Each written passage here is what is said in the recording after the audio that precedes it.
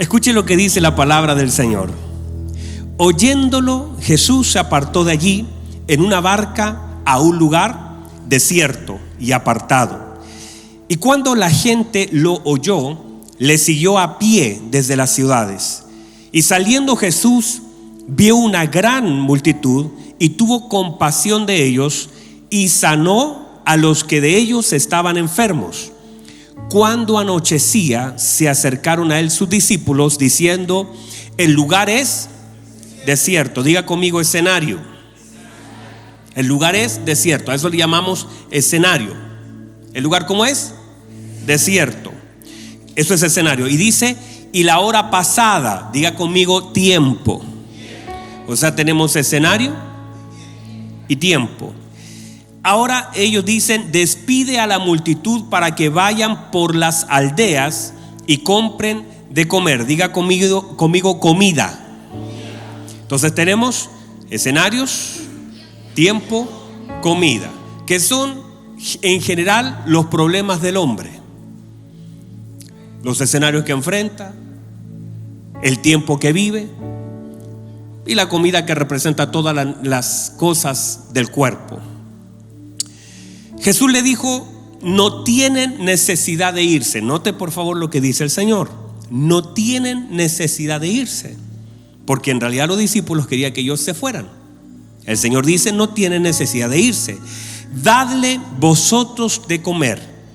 Ellos dijeron: no tenemos aquí sino 5 panes y 2 peces.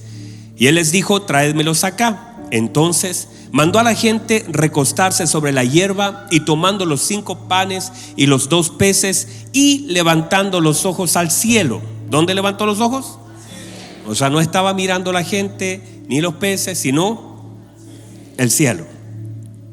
Dice: bendijo y partió y dio los panes y los discípulos, y partió y dio los panes a los discípulos y los discípulos a la multitud. Y comieron algunos. No, aquí dice comieron todos y quedaron con hambre. No, dice se saciaron y recogieron de los que sobró los pedazos 12 cestas llenas.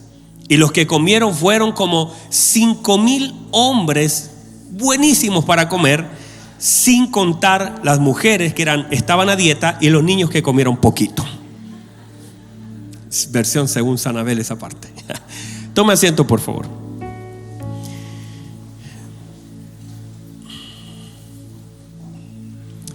Hablar del orden, porque ese es el tema, el orden de las necesidades, estamos hablando del orden, es hablar del diseño de Dios. El orden es parte del diseño de Dios. Cualquier cosa que nosotros hagamos en la vida tiene que estar alineada a los diseños de Dios. El orden en un hijo del Señor es una necesidad, es algo que el Señor pide y demanda, y también es una oportunidad. Usted siempre va a ver esos 3 elementos. Para un hijo de Dios el orden debe ser una necesidad. Para el hijo de Dios el orden no es una alternativa, es una necesidad.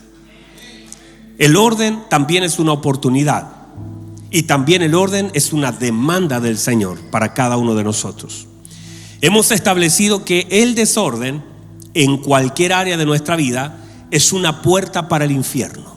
Donde haya desorden, hay un ingreso, hay algo y una oportunidad para la destrucción, para la deformación, para dañar algo. Por lo tanto, ¿por qué?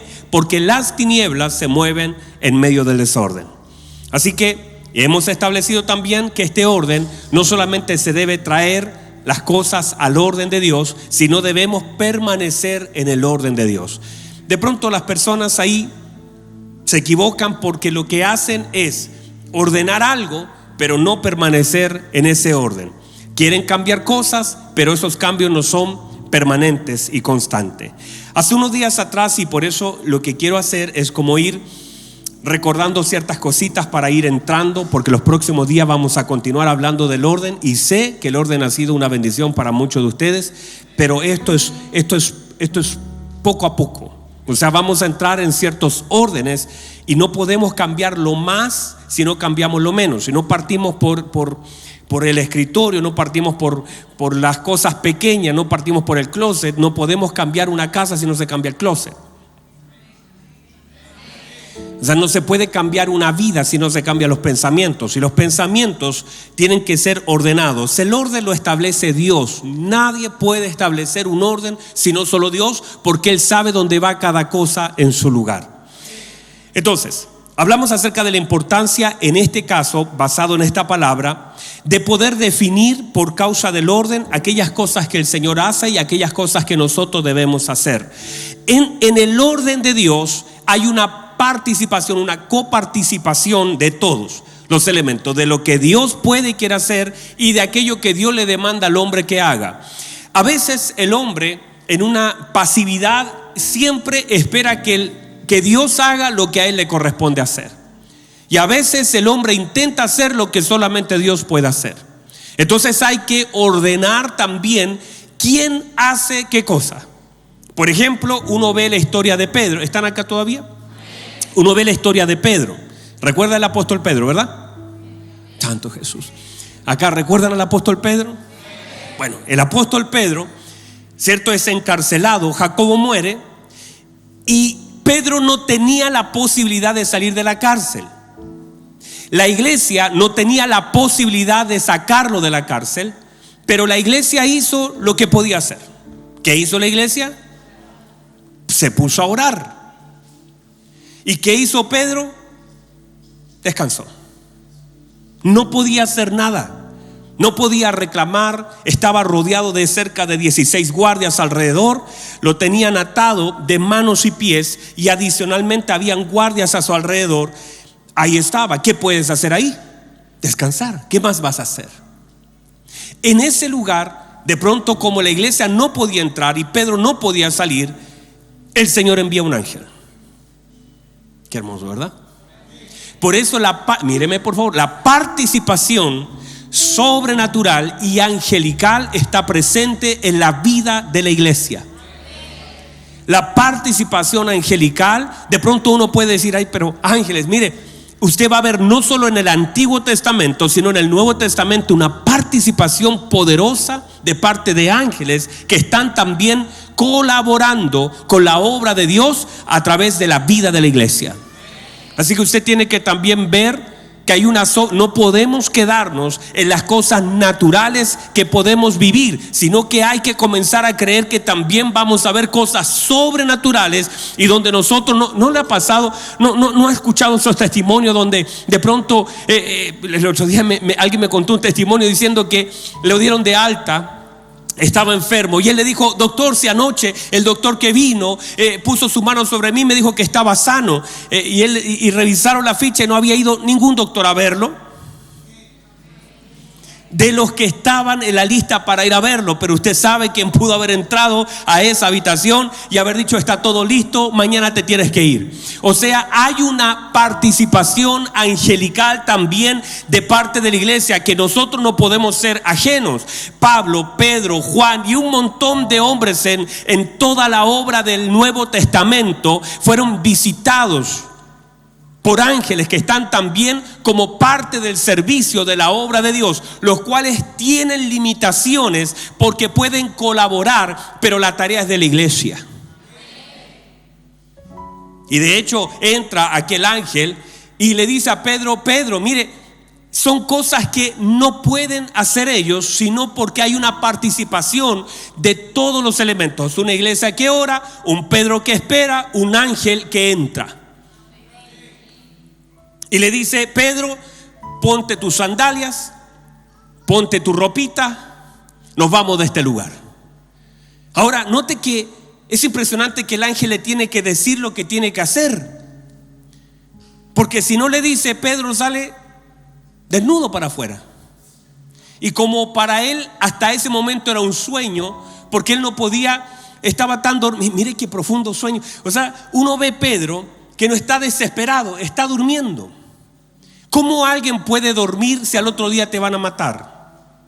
Bueno, puede dormir por una razón, porque él tenía una promesa. Y esa promesa que él tenía lo hacían dormir en el momento más difícil de su vida. ¿Cuál era la promesa de Pedro? El Señor le dijo: Pedro, cuando seas viejo ya no te vas a ceñir solo, sino otro te va a ceñir. Por lo tanto, él tenía una promesa, una garantía que él iba a llegar a viejo. Por lo tanto, como iba a llegar a viejo y ahora era relativamente joven, entonces él decía: puedo dormir porque hay una promesa que me cubre. Así que no sé lo que Dios va a hacer, lo que sí sé es que de aquí voy a salir. Y cuando a ti te cubre una promesa, entonces puedes descansar. Así que Pedro está descansando y de pronto el ángel le dice, le saca las cadenas, le dice: ponte tus sandalias, vístete, no salgas así. Y él se empieza a vestir, y cuando sale las puertas se comienzan a abrir, llega hasta la puerta de hierro, también se le abre. No hay escándalo, no hay que arrancar por ninguna parte, las puertas se abren, porque cuando Dios está en un asunto, las puertas se abren. Cuando Dios está en un asunto, las puertas se abren, porque Él es Dios. Porque Él es Dios y Dios abre puertas. Así que sale, pero por eso le digo que hay cosas que Dios puede hacer, hay cosas que la iglesia está haciendo y hay cosas que le correspondían hacer a Pedro. Todos tenemos cierta participación en esta historia. Pero no puede Pedro decir: no, que Él me vista, que Él me venga a buscar, que me saque. No, hay cosas que me corresponden a mí hacer, hay otras a Dios, hay otras a la iglesia. Todos tenemos algo que hacer. Gracias por su entusiasmo, pero todos tenemos algo que hacer. Entonces, aún en el milagro de la multiplicación, el Señor pone la gracia, la unción, Él sabe lo que hay que hacer, pero también los discípulos están colaborando, y eso es también parte del orden de Dios. Todos tienen una labor que cumplir en el orden de Dios. Ahora, lo importante de esto es saber lo que tenemos que hacer y cómo con exactitud obedecer. En la medida de mi exactitud es también la medida de la provisión. Entre más exacto yo sea, la provisión con más claridad va a llegar. Hablamos también que el cansancio nos vuelve vulnerable. ¿Qué quiere decir eso? Que en la medida que nos vamos cansando, cada día podemos ser vulnerables. El cansancio, me lo dijo mi pastor hace muchos años atrás, me dijo: mi hijo, el cansancio es enemigo de la unción. No importa cuánta unción tenga usted, si está cansado, ese cansancio se volverá un enemigo de su unción. Y me quedo aquí, lo integré. Y claro que sí.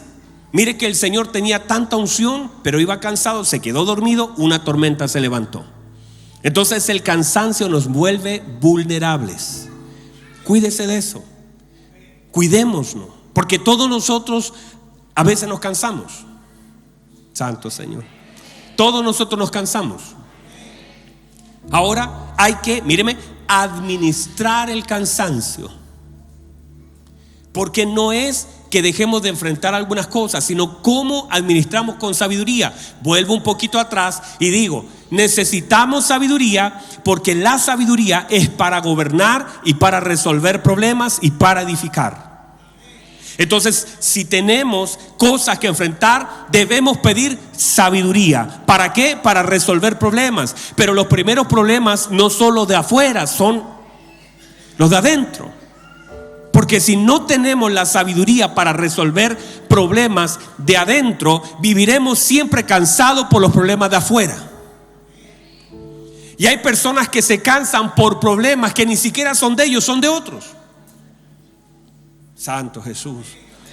Expertos cansados en llevar los problemas de otro. Y te cansas. Y es tanto el cansancio que te vuelves vulnerable. ¿Por qué? Porque tanto oíste el problema de otro que ya no quieres volver a escuchar un nuevo problema. Bueno, gracias por su entusiasmo.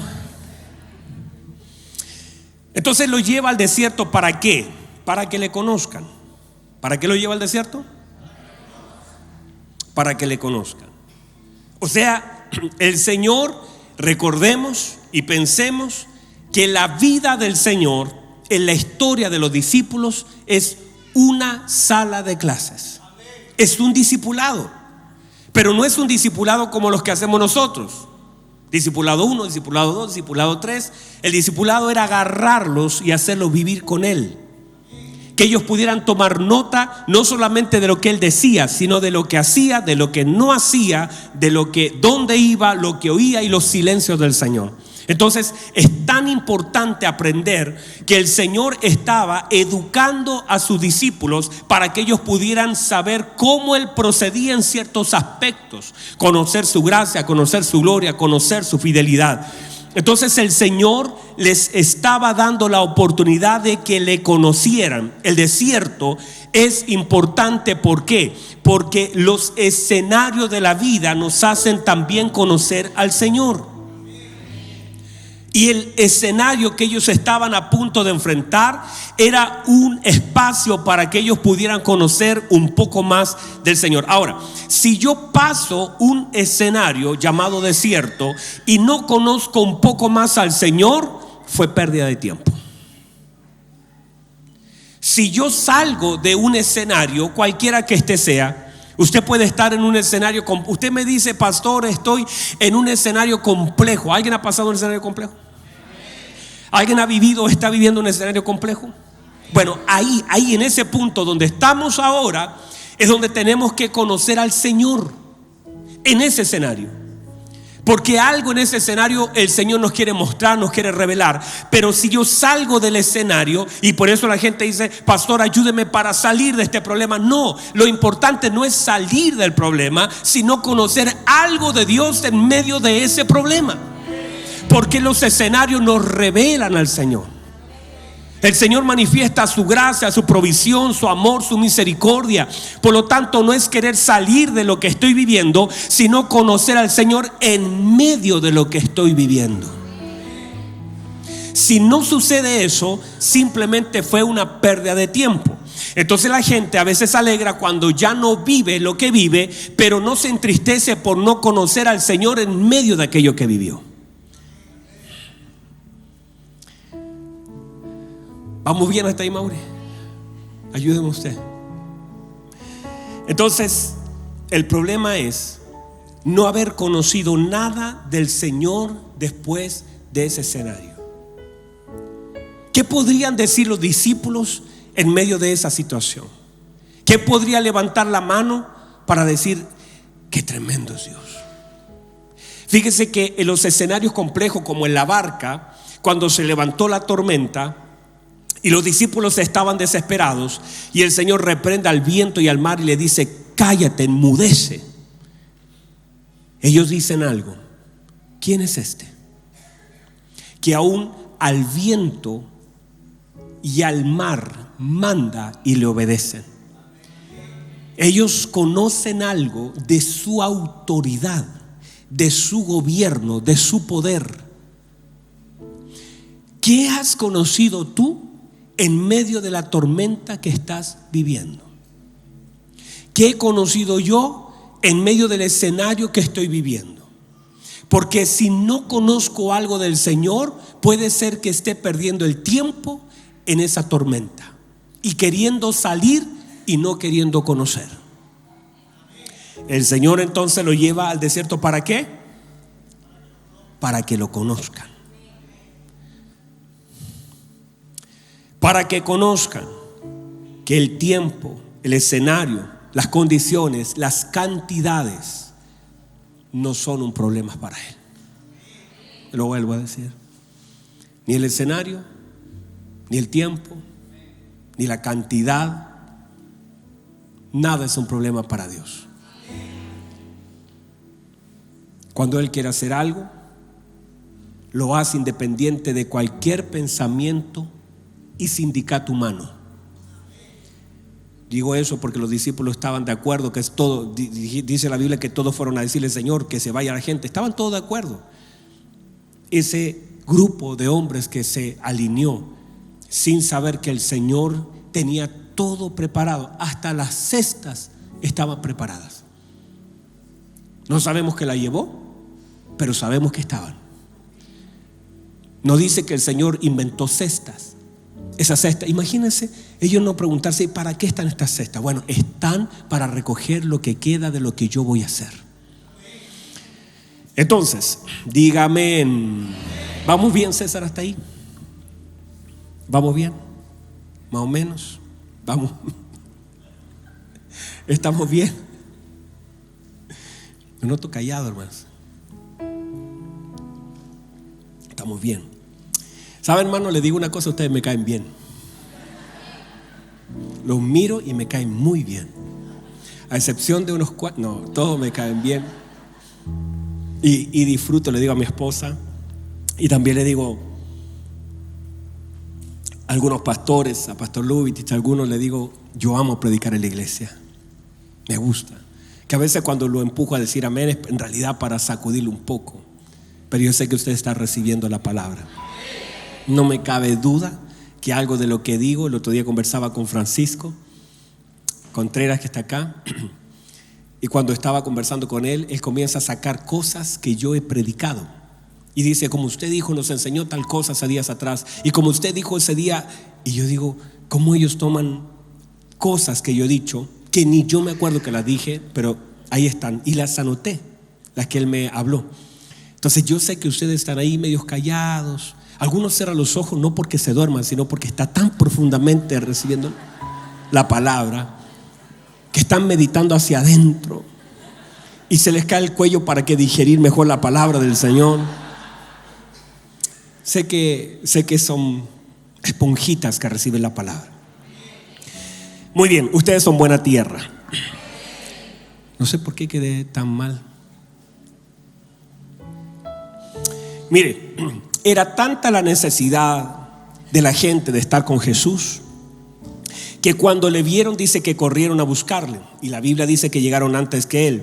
¿Sabe por qué? Porque la gente necesita a Jesús. Quizás mi gente de audio se me da un poquito más de retorno porque algo me está pasando en la garganta. Entonces la gente necesita a Jesús. Lo vuelvo a decir, la gente necesita a Jesús. Por eso la gente estaba buscando a Jesús, porque tal vez ni siquiera eran conscientes de esa gran necesidad que tenían, pero ellos necesitan a Jesús. El problema es esto, escuche bien. Estos problemas que ellos pueden estar viviendo están revelando una verdadera necesidad, pero ellos no son conscientes, y espero que nosotros sí. Este problema, usted míreme, defina sus problemas, y definiendo sus problemas va a conocer sus verdaderas necesidades. Si uno puede tener la capacidad de definir cuáles son los problemas que me agobian, entonces tal vez pueda ese problema revelar las verdaderas necesidades de mi vida. Diga conmigo problema. Ahora diga conmigo necesidad. A veces estas cosas están cruzadas y confundimos los problemas con las necesidades. Ellos tenían ciertos problemas que evidenciaban verdaderas necesidades. Cuando nosotros somos agobiados por los problemas, a veces esto que sentimos como algo tan grande, un problema, le llamamos problema, en realidad están evidenciando una necesidad. Y cuando una necesidad es suplida, un problema desaparece. Tal cual como se lo digo. Entonces, cuando yo suplo y conozco las necesidades, cuando el Señor le dice, no tienen necesidad de irse. Entonces uno tiene que hacerse la pregunta, entonces, ¿cuál es la necesidad que ellos tienen? Ellos no tienen necesidad de irse. Entonces, ¿cuál es la necesidad que tienen? Atención a estas cosas que vienen hacia adelante. Estos problemas que a veces no tratamos, sino que solamente los sufrimos, porque hay quien sufre problemas, pero no resuelve problemas, ni tampoco sacia necesidades, sino que sabe que tiene un problema. No, es que yo soy así, listo, sabe que tiene un problema. Es que a mí me cuesta, listo, sabe que tiene un problema. Es que la cosa está difícil, ¿ha escuchado eso? Es que a mí nadie me entiende, tengo un problema. Y la gente puede hacer un diagnóstico del problema, pero no se da cuenta que ese problema viene a evidenciar una necesidad que no está satisfecha. Cuando el hombre de Dios, porque estamos hablando de los hijos de Dios, los hijos de Dios tienen distintas necesidades a aquellos que no son hijos de Dios. Su necesidad no es una casa. Su necesidad no es un auto. Se me está mirando raro. Su necesidad no es ni siquiera ser sano. Su necesidad no es más dinero. La necesidad del Hijo de Dios es conocer a Dios. La necesidad del Hijo de Dios es obedecer a Dios. Y la necesidad del Hijo de Dios es honrar a Dios. Esas son las verdaderas necesidades que los problemas intentan que usted no las pueda ver.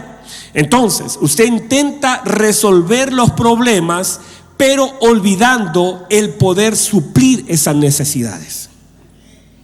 Y cuando eso sucede, lo que usted hace es desviar su mirada, sacar la vista de las necesidades y enfocar el tiempo, los recursos, los pensamientos y las fuerzas en resolver problemas. Pero míreme, el problema es que cuando usted resuelve un problema, se va a transformar el día de mañana en otro problema.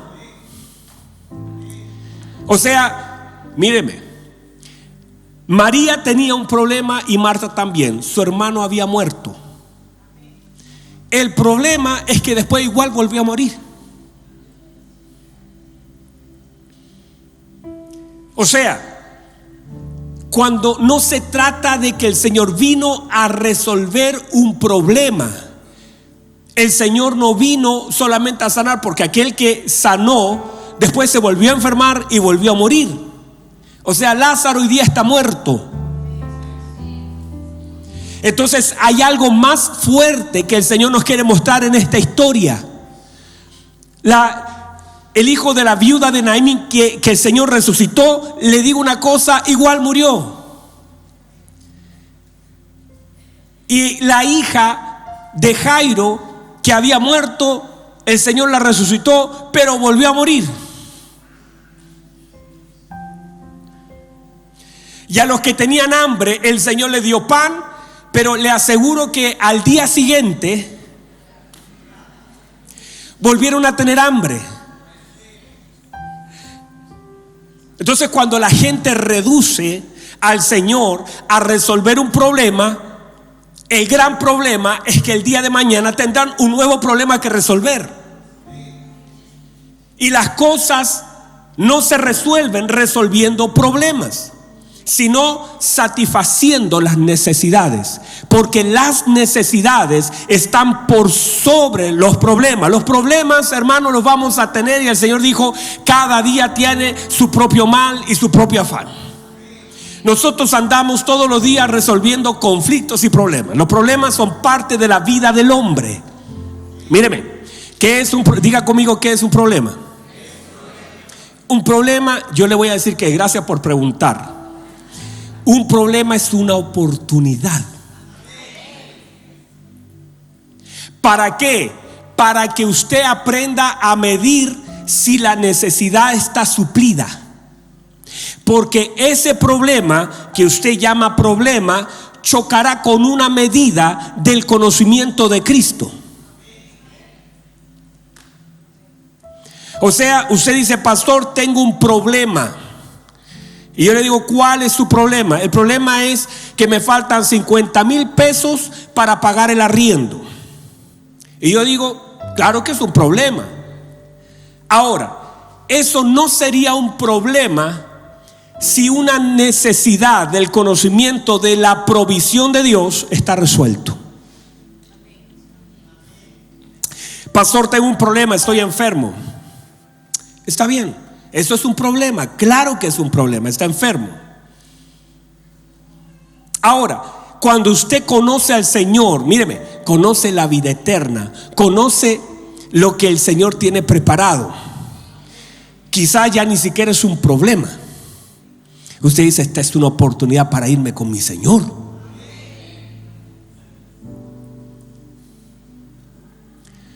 Cuando uno ve los problemas de una forma equivocada, empieza a entrar en crisis. Y toda situación mire, un problema puede generar un conflicto. Gracias, hijo. Me imagino que es para hacerme dormir. Está bueno esto. Gracias, hijo. Gracias, Abrancito. Míreme, un problema en una persona sin medida de conocimiento genera un conflicto. Un problema no necesariamente debería generar un conflicto, pero hay personas que enfrentando un problema, ¿qué nos pasó a nosotros, por ejemplo, con mi esposa? Estábamos en Colombia, estábamos predicando, después nos tomamos unos días, yo hablo de esto hace 10 años tal vez. Una empresa a la que le estábamos construyendo 2 supermercados se dio a la quiebra y todo lo que habíamos puesto ahí, que era en ese tiempo 150 o 200 millones que habíamos comprado en material, los perdimos. Entonces yo le dije a mi esposa, tengo un problema. Mi esposa me queda mirando, me dice, bueno, se vende lo que hay, arrendamos en algún lugar y comenzamos otra vez. Un problema no generó un conflicto, sino que manifestó la medida del conocimiento de Cristo en la vida de alguien. Ay, qué hermoso. Pero cuando nosotros tenemos las medidas pequeñas, empiezan las acusaciones. Yo te lo dije, no me escuchaste. Y eso puede detonar en una separación, en un divorcio, en una pelea, en una discusión, en suicidios. ¿Sabe cuánta gente se ha matado por no saber resolver un problema? Porque el nivel de su conocimiento de Dios es tan bajo que enfrenta un problema como si fuera una muralla que usted no puede pasar. Cuando el Señor le dice a Moisés le dice, tenemos, Señor, un problema. Está el mar adelante, Egipto viene allá atrás, tenemos un gran problema. El Señor le dice, Moisés, ¿por qué estás clamando a mí? Dile al pueblo que avance, porque ese problema va a chocar con el conocimiento, la obediencia y la honra que tienes en mí. Así que levante su vara y avance. Y Moisés levantó la vara y comenzó a avanzar. Y mientras él avanzaba, el mar se comenzó a abrir y ellos comenzaron a pasar. ¿Por qué? Porque un problema va a chocar con el conocimiento que tengamos del Señor, la fe, la honra y la obediencia que el pueblo tiene al Dios que sirve. Vamos, alguien diga amén.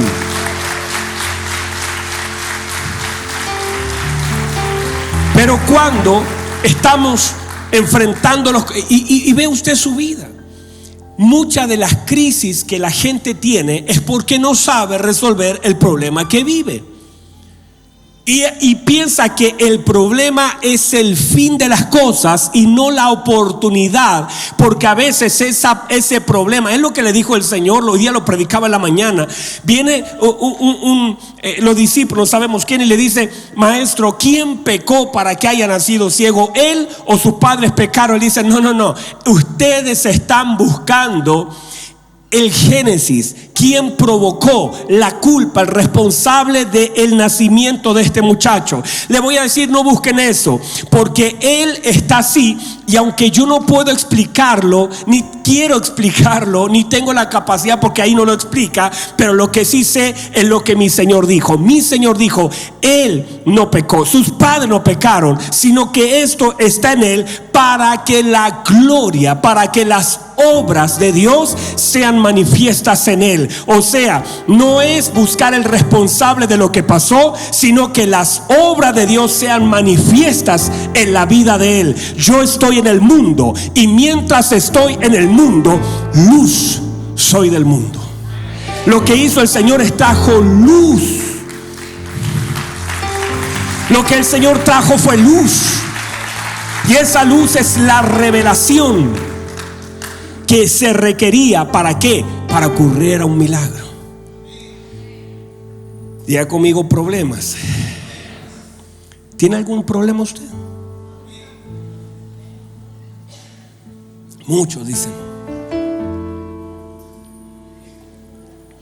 Si usted comienza desde ahora en adelante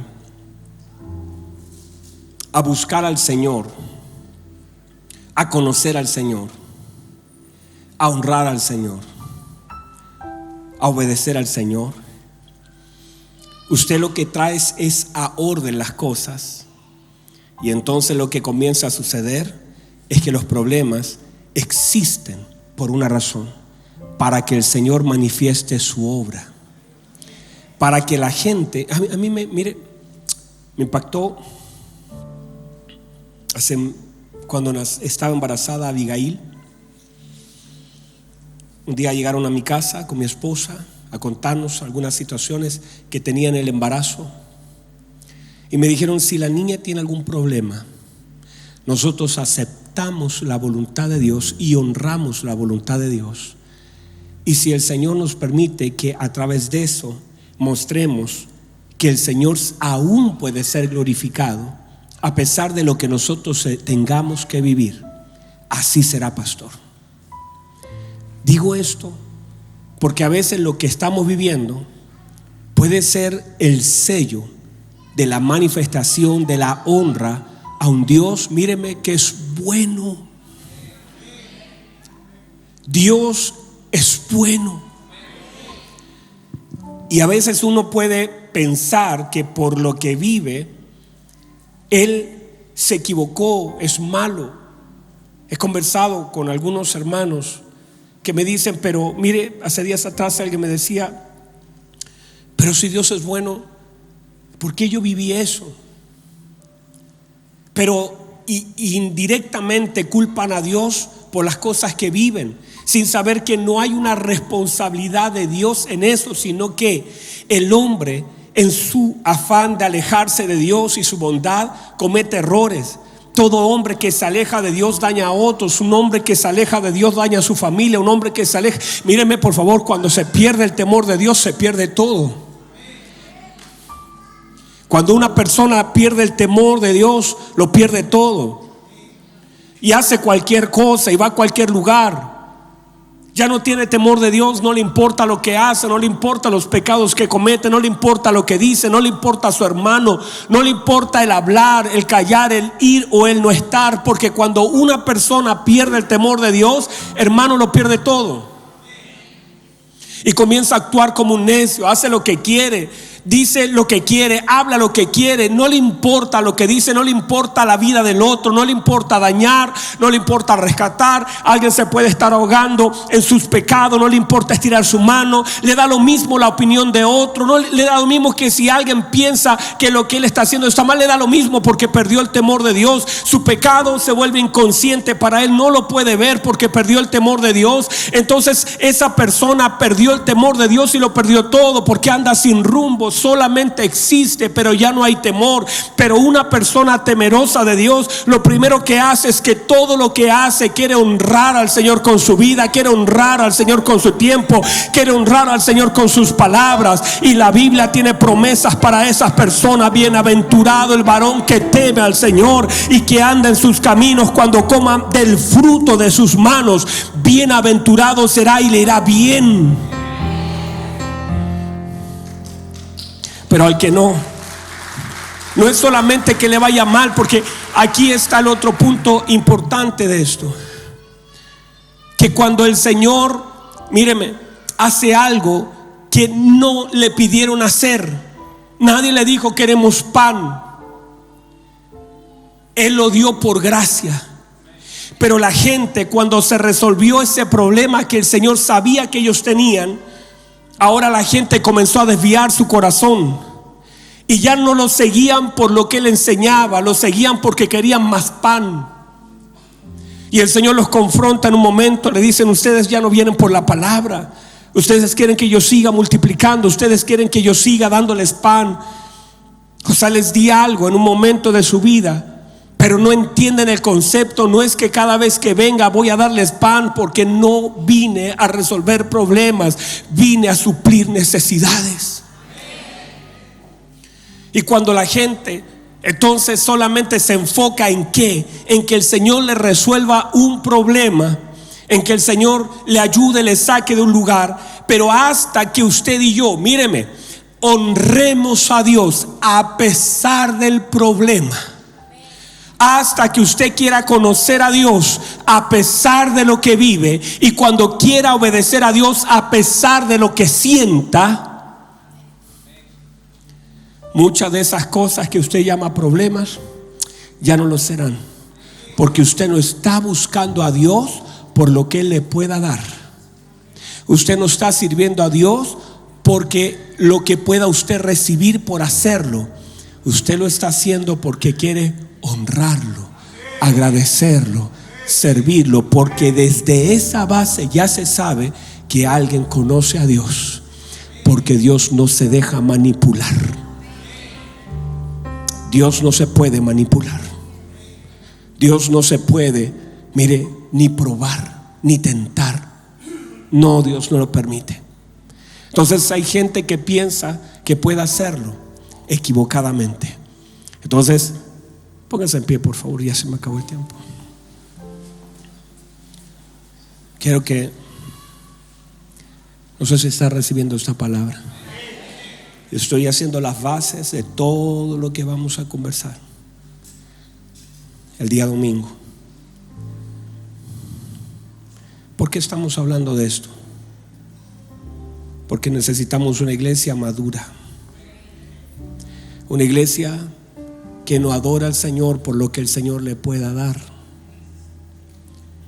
que no esté pensando en lo que ha de recibir,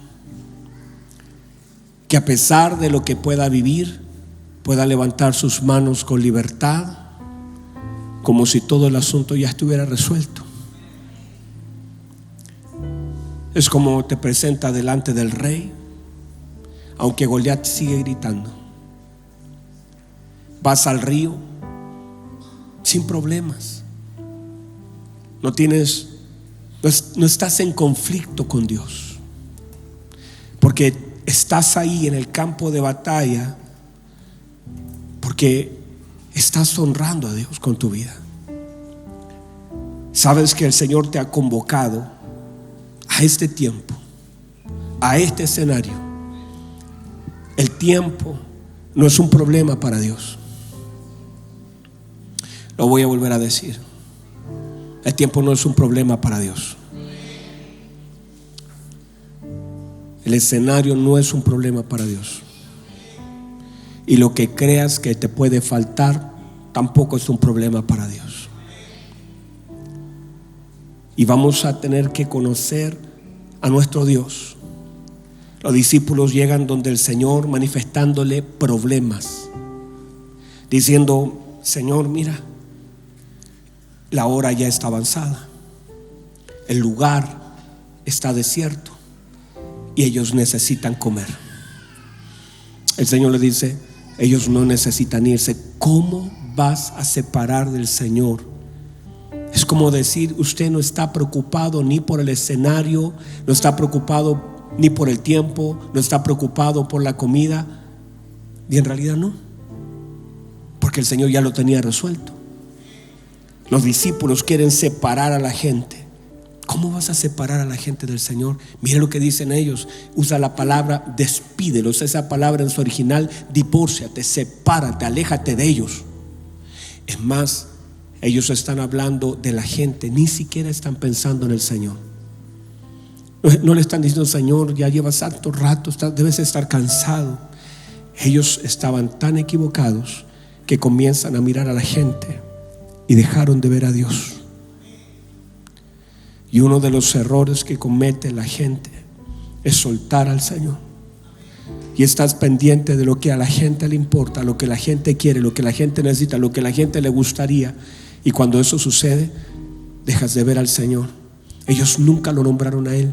No dicen: Señor, has estado predicando todo el día, has estado gritando todo el día, has estado sanando a tanta gente, debes estar cansado, te preparamos algo, necesitas algo. No, ellos están pensando en la gente. Y el error que cometemos es que a veces cambiamos.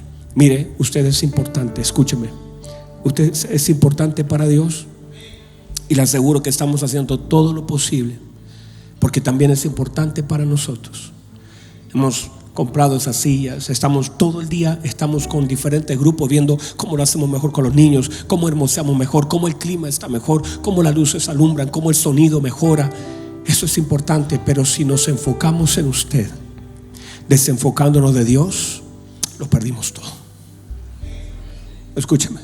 Si yo me enfoco solo en usted, en agradarle a usted, en que usted se sienta bien, se sienta cómodo, esté en la mejor silla, esté más rico el aire, esté desocupado todo, huela bien, todo esté lindo, usted lea la pantalla. Pero si yo me enfoco en usted y me desenfoco de Dios, lo perdí todo, lo deshonré a Él. Yo tengo que enfocarme en que usted esté bien, pero no me puedo desenfocar que yo fui llamado para honrar al Señor y servir a su iglesia, para honrar al Señor y servir a su iglesia. Y usted es importante en la ecuación, pero usted no se puede olvidar del Señor en su vida, porque esto no se trata de usted. Yo vengo a la iglesia para que me vaya bien, yo vengo a la iglesia para que Dios me ayude. Mire cuánta gente, míreme, cuánta gente pasa a un altar aquí con sus hijos, y cuando usted le pregunta ¿por qué pasa con su hijo para dedicarlo? Yo lo traigo para que no le pase nada, yo lo traigo para que Dios lo cuide, yo lo traigo porque para que no se enferme, yo lo traigo. Amado, si usted trae a su hijo solamente para que Dios haga algo por él, está muy equivocado. Yo traigo a mi hijo para dedicarlo al Señor, para que Él con su vida y sus años lo honren a Él. Lo traigo para decirle: Señor, aquí está mi hijo. Si usted lo quiere usar, está para su gloria. Que sus años le bendigan, que con sus años le honren, que su vida le sea agradable. No para que tenga plata, no para que tenga recursos, no para que no se caiga, no para que no se enferme. Lo traigo para decirle: Señor, a pesar de la enfermedad, a pesar del dolor, a pesar de lo que tenga que vivir mi hijo, que los años que vivan mi hijo sea para honrarle a usted, para glorificarle a usted, para amarle a usted. Que termine su vida, los años que usted les dé, y que cuando cierre sus ojos su vida le haya sido agradable, porque usted le dio la vida. Y que todos los días que vivan sean para usted, mi amado Señor. Y todo lo que quiera hacer con Él, Él también es barro, es un barro. Haga una vasija conforme a su voluntad, porque eso es lo que somos: barro en las manos de un buen maestro, barro en las manos del alfarero. Solo somos barro. Aleluya. Vamos, levante sus manos, honra al Señor.